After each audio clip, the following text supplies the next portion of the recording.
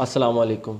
मेरी आज की जो वीडियो है ये है बवासीर से मुतल्लिक़। बवासीर मूज़ी मर्ज़, गंदी मर्ज़ जो है मोकों वाली या खून आना शुरू हो जाए उस वजह से होती है। गलत ग़िज़ाओं की वजह से, तेज़ मसालादार चीज़ों की वजह से ये मसला बनता है और डॉक्टर हज़रात इसका जो है वो ऑपरेशन बताते हैं। तो आप लोग ऑपरेशन की तरफ ना जाएं, इसका आसान सा इलाज खुद घर बैठे आप तैयार करें।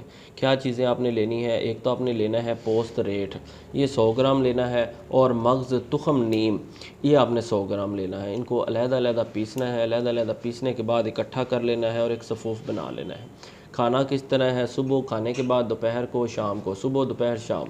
खाना खाने के बाद चम्मच का तीसरा हिस्सा ताज़ा पानी के साथ इस्तेमाल करना है। इंशाल्लाह जो है वो बवासीर कितनी भी आपकी पुरानी है वो इससे ख़त्म हो जाएगी। तो आपसे रिक्वेस्ट ये है कि मेरे चैनल को सब्सक्राइब लाजमी कर दें और साथ मौजूद बेल आइकन को प्रेस कर दें ताकि इस तरह की मेरी वीडियो आपके पास पहुंचती रहे।